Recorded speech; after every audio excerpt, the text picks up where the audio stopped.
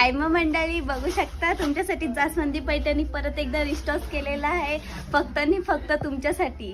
ह्याचं बंडलच्या बंडल पण तुम्ही बघू शकता, खूप सुंदर असे कलर्स आहेत, बघू शकता.